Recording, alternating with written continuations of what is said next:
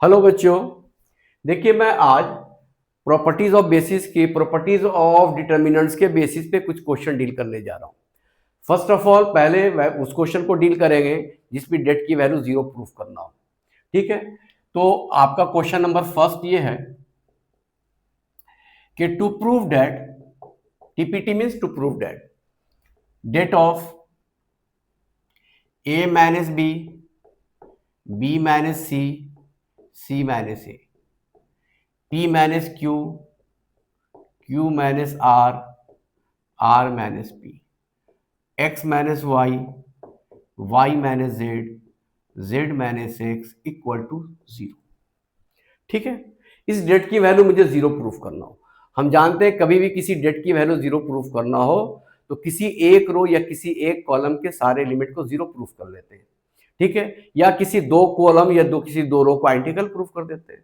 तो देखते हैं इसमें कौन सा लॉजिक लगाते हैं। तो सॉल्यूशन में मैंने देखा, अच्छा डेट की वैल्यू किस तरह से अरेंज की गई है। यहाँ a माइनस बी है, यहाँ b माइनस सी है, सी। अगर इस a माइनस बी में b माइनस सी सी माइनस ए को ऐड कर दिया जाए तो डेट वैल्यू जीरो हो जाएगी। उसी तरह से देखिए p माइनस क्यू में ऐड कर दो q माइनस आर, और उसमें r माइनस पी ऐड कर दो, जीरो हो जाएगी। इस x माइनस वाई में ये y माइनस जेड और z माइनस एक्स ऐड कर दो, जीरो हो जाएगा। कहने का मतलब हुआ किसी भी एक कॉलम में अदर टू कॉलम का एडिशन कर दिया जाए। तो मैंने इसके अंदर अप्लाई किया C1, कॉलम नंबर 1 को ऑपरेट किया by addition of column number 2 and column number 3। ऐसा करने से ये जो हमारा डेल्टा वैल्यू आ जाएगा, देखिए इस a माइनस बी में b माइनस सी और c माइनस ए को ऐड कर दिया, ये जीरो हो गया। p माइनस क्यू में q minus r minus p को ऐड कर दिया तो जीरो बन गया। इस x माइनस वाई में y माइनस जेड और z माइनस एक्स को ऐड कर दिया तो जीरो बन गया। और बाकी सब member as it is, b minus c minus a, q minus r minus p, y minus z minus of x. यहां देखिए एक कॉलम का सारा मेंबर जीरो प्रूफ हो गया, तो इसकी डेट वैल्यू कितनी हो जाएगी, जीरो। ठीक है, तो इस तरह से किसी भी एक कॉलम या किसी एक रो के सारे मेंबर को अगर मैं जीरो प्रूफ कर दूं तो ठीक है, उसकी डेट वैल्यू जीरो हो जाती है। सेकेंड क्वेश्चन देखता हूं, जैसे टू प्रूव डेट ऑफ, ये दिया मैंने कोसेक स्क्वायर थीटा, ये दिया कॉट स्क्वायर थीटा, और ये दिया हुआ ट्रिग्मेटिक मेंबर है। फिर ये दिया मैंने कॉट स्क्वायर थीटा, ये दिया कोसेक स्क्वायर थीटा, और ये दिया -1। यहां दे दिया 42, यहां दे दिया 40, यहां दे दिया 2, और इसकी वैल्यू भी मुझे जीरो प्रूफ करनी है। ठीक है, जीरो प्रूफ करनी है तो फिर देखिए क्या लॉजिक लगाया जाए इसके अंदर। अब इसके अंदर या तो किसी एक रो किसी एक कॉलम का सारा मेंबर जीरो प्रूफ कर दो, या किसी दो कॉलम या किसी दो रो को आइडेंटिकल प्रूफ कर दो। तो इसके अंदर देखते हैं क्या करो। इसके अंदर मैंने देखा, अच्छा cosec square theta minus cot square theta 1 होता है, और 1 यहां भी दे रखा है। इससे समझ में आया कि अच्छा दो कॉलम को आइडेंटिकल प्रूफ किया जा सकता है। तो मैंने अप्लाई किया, कॉलम नंबर 1 को अप्लाई किया C1 माइनस C2। ऐसा करने से क्या हो जाएगा, देखिए C1 में से C2 घटाया, कॉलम नंबर 1 के मेंबर से ये मेंबर घटाया, इसमें से ये घटाया, इसमें से ये घटाया, इसमें से ये घटाया। Cosec square theta minus cot square theta 1, हम जानते हैं आइडेंटिटी होता है। Cot square theta minus cosec square theta -1, 42 minus 42, और ये वाला कॉट स्क्वायर थीटा, और ये कोसेक स्क्वायर थीटा, और ये 40 एज इट इज। उसी तरह से 1 माइनस 1 2 एज इट इज। अब मुझे यहां पर दिख रहा है, अच्छा कॉलम नंबर फर्स्ट और कॉलम नंबर थर्ड आइडेंटिकल है, तो ऑब्वियसली दो कॉलम आइडेंटिकल हो गया तो वैल्यू शुड बी जीरो। पिछले वाले क्वेश्चन में मैंने एक कॉलम को जीरो प्रूफ कर दिया था, इस वाले क्वेश्चन में मैंने दो कॉलम का आइडेंटिकल प्रूफ कर दिया। ये तो आपको समझना है कि कौन सा कॉलम जीरो प्रूफ हो सकता है, या दो कॉलम या दो रो आइडेंटिकल प्रूफ हो सकता है। ठीक है, एक क्वेश्चन और देखता हूं मैं, क्वेश्चन और देखूं। टू प्रूव डेट, ये लिया मैंने 1 1 1, ये लिया ए बी सी, ये लिया A square minus B C, B square minus C A, और ये लिया सी स्क्वायर माइनस ए, और इसे भी मुझे जीरो ही प्रूफ करना है। अब इस क्वेश्चन में क्या लॉजिक लगाया जाए सर? मैं बार बार बोल रहा हूं, किसी दो कॉलम को सेम प्रूफ कर दो, कि किसी एक कॉलम या किसी एक रो का सारा मेंबर जीरो प्रूफ कर दो। तो मैंने देखा, अच्छा सबसे पहले मैंने देखा कॉलम नंबर थर्ड में दो मेंबर का डिफरेंस है, तो मैंने क्या इस माइनस साइन पे इस डिटर्मिनेंट को स्प्लिट कर लिया। तो मैंने कैसे स्प्लिट किया सर, ये 1 1 1 ए बी सी और ये A square B square C square as it is छोड़ दिया मैंने, और ये वाला माइनस साइन यहां लगा दिया और एक डेट और लिख दिया 1 1 1 ए बी सी और ये हो जाएगा B C C A B. ठीक है, अगर मुझे जीरो प्रूफ करना, तो जीरो प्रूफ करने का मतलब यहां माइनस साइन है, माइनस साइन होने का मतलब अच्छा ये डेट और ये डेट की वैल्यू सेम होना चाहिए। तो या तो इसको ऑपरेट करके ये प्रूफ कर दो या इसको ऑपरेट करके ये प्रूफ कर दो। ठीक, तो चलिए मैं सेकंड वाले को ऑपरेट कर लेता हूं। मैंने ये 1 1 1 a B c a square B square C square as it is छोड़ दिया और फिर यहां ले आया, देखिए यहां लाया मैंने 1 1 1।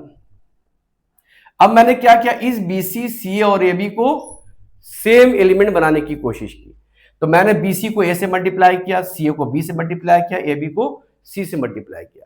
ऑब्वियसली जब इसको ए से मल्टीप्लाई करेंगे तो ए से डिवाइड भी करना पड़ेगा, तो ए बी सी से मैंने डिवाइड किया।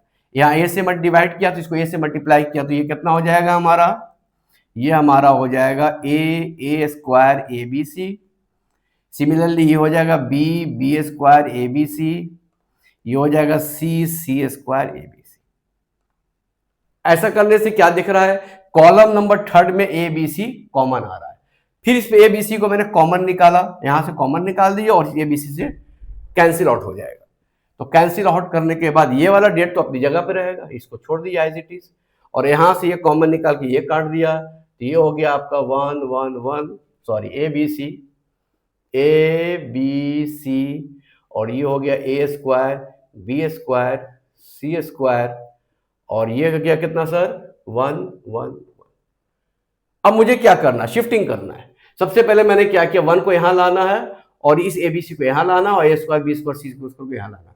तो मैंने क्या किया, C3 और C2 को शिफ्ट कर दिया, अप्लाई कर दिया प्रॉपर्टी, C2 और C3 को इंटरचेंज कर दिया। ऐसा करने से ये डेट तो अपनी जगह पर रहेगा माइनस, और जैसे ही दो कॉलम या दो रो को हम लोग इंटरचेंज करते हैं तो डेट का साइन चेंज कर जाता है, ऑब्वियसली ये माइनस से प्लस हो जाएगा, ये ए बी सी अपनी जगह पर रहेगा, ये हो जाएगा 1 1 1, ये हो जाएगा A square B square C square. फिर मैंने क्या किया, अगेन अप्लाई किया। अब अप्लाई कर रहा हूं C1 और C2 को इंटरचेंज कर ले रहा हूं, interchanging column number first and column number second. ऐसा करने से देखिए ये जो डेल्टा डेट हो जाएगा हमारा, अब देखिए क्या हो जाएगा, ये पहला वाला डेट हमारा कितना था sir 1 1 1 a B c a square B square C square. अब इसको मैं शिफ्ट कर रहा हूं, देखिए C1 और C2 को इंटरचेंज कर रहा हूं, तो यहां हो जाएगा हमारा प्लस से पहले माइनस साइन हो जाएगा, ये 1 1 1 ए बी सी और ये A square B square C square. पता चला ये दोनों डेट सेम है, कैंसिल आउट कर दिया दोनों को, तो डेल्टा शुड बी 0। ठीक है, इस तरह से डेट को अगर जीरो प्रूफ करना हो तो तीन टाइप के मैंने क्वेश्चन बनाए। पहले क्वेश्चन मैंने कराया था किसी एक कॉलम को जीरो प्रूफ कर दिया, सेकंड टाइप में क्वेश्चन क्या किया मैंने, दो कॉलम को सेम प्रूफ कर दिया, और ये थर्ड टाइप के क्वेश्चन मैंने क्या किया, दोनों को डेट को सेम प्रूफ कर दिया अपोजिट साइन के साथ, ताकि वो कैंसिल आउट हो जाए। उसके बाद नेक्स्ट क्वेश्चन, वैसे डिटर्मिनेंट्स को देखते हैं हम लोग जिसको जीरो तो प्रूफ करना हो बट वो स्क्यू सिमेट्रिक डिटर्मिनेंट्स होगा। तो स्क्यू सिमेट्रिक डिटर्मिनेंट्स को जीरो प्रूफ करने का तरीका सर क्या है, दिखाता हूं। जैसे मान लिया आपको प्रूफ करना है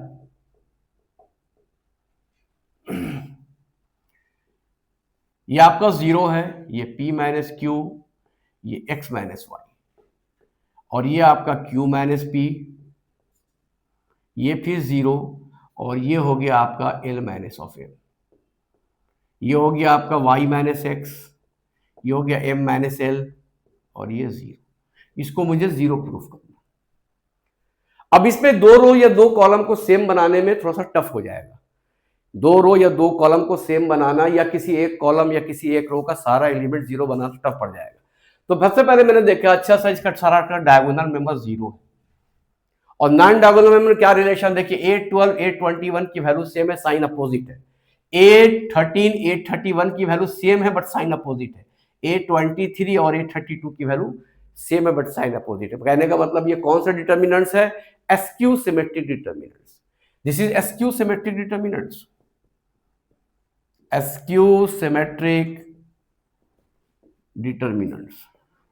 अब स्क्यू सिमेट्रिक डिटर्मिनेंट्स है और थर्ड ऑर्डर का है, तो आगे चल के ये प्रॉपर्टी निकल जाएगी कि अगर कोई ऑड ऑर्डर का स्क्यू सिमेट्रिक डिटर्मिनेंट्स है तो उसकी वैल्यू ऑलवेज 0 ही होती है। देखिए मैं प्रूफ करता हूं। प्रूफ करने का तरीका क्या है कि सबसे पहले मैंने क्या किया, इसको डेल्टा मान लिया। 0 p माइनस क्यू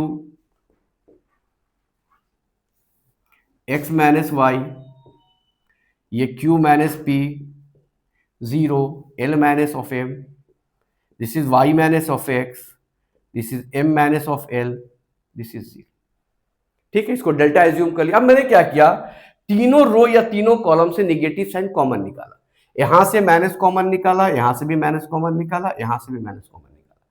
तीनों रो से मैंने निगेटिव कॉमन निकाला। यहां पर लिख दिया take negative, take -1 common from each row, हर एक रो से। ऐसा करने से क्या हो जाएगा डेल्टा,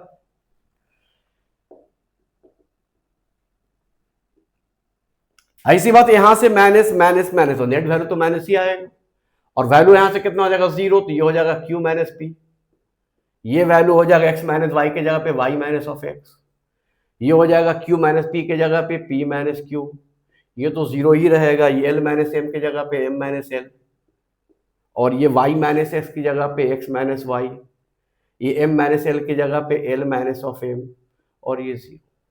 ठीक, ये निगेटिव साइन हो गया। अब मुझे क्या करना है, ट्रांसपोज लेना, टेक ट्रांसपोज। हम जानते हैं ट्रांसपोज लेने से डेट की वैल्यू में चेंजिंग नहीं आती है, तो यहां से कर दीजिए टेक ट्रांसपोज। ट्रांसपोज में क्या होता है सर, करस्पॉन्डिंग रो और कॉलम को इंटरचेंज कर देते हैं। तो ये हो जाएगा डेल्टा बराबर माइनस, फर्स्ट रो को फर्स्ट कॉलम में शिफ्ट कर दो, ये फर्स्ट रो, इसको फर्स्ट कॉलम में शिफ्ट कर दो, 0 q माइनस पी, ये y minus of x, second row second column में शिफ्ट हो जाएगा, थर्ड रो थर्ड कॉलम में शिफ्ट हो जाएगा, थर्ड रो थर्ड कॉलम में शिफ्ट हो जाएगा। ऐसा करने से क्या फायदा मुझे हुआ, जहां से हम चले थे वहीं पे पहुंच गए। ये देखिए, ये डेट और ये डेट, हमारा ओरिजिनल डेट सेम हो गया। सेम हो गया तब क्या लिखूंगा, डेल्टा बराबर minus delta, imply one side लाया तो 2 डेल्टा बराबर 0, 2 से डिवाइड कर दिया, डेल्टा शुड बी 0। हो गया प्रूफ। तो पता चला कि कभी भी अगर स्क्यू सिमेट्रिक डिटर्मिनेंट दे रखा ऑड ऑर्डर का, ऑड ऑर्डर के मतलब third order, fifth order, seventh order and so on, तो उस स्क्यू सिमेट्रिक डिटर्मिनेंट की डेल्टा डिटर्मिनेंट वैल्यू ऑलवेज 0 ही होती है। ठीक है, एक क्वेश्चन मैं और डील करता हूं, जैसे फॉर एग्जांपल एक क्वेश्चन और दिखाता हूं। टू प्रूव दैट,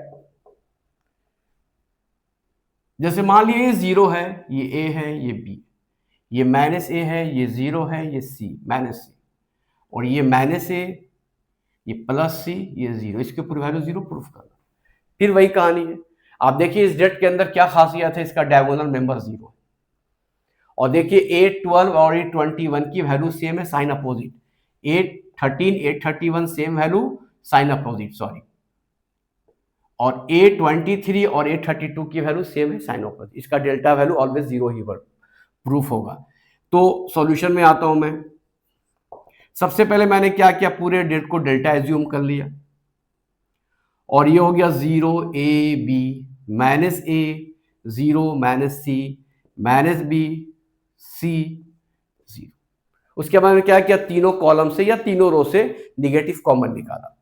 तो take common -1 from each row या ईच कॉलम, दोनों में से कोई भी ऑपरेशन लगा सकते हैं। ऐसा करने से डेल्टा बराबर कितना हो जाएगा, माइनस माइनस माइनस तो होल तो माइनस ही रहेगा, ये डेल्टा हो जाएगा आपका 0 माइनस a माइनस b, ये प्लस a 0 प्लस c, ये प्लस b माइनस c और 0। अब क्या करेंगे, टेक ट्रांसपोज। उसके बाद हम लोग क्या करेंगे, इसका ट्रांसपोज ले लेंगे। ट्रांसपोज लेने से डेट की वैल्यू में चेंजिंग नहीं आती है, तो टेक ट्रांसपोज,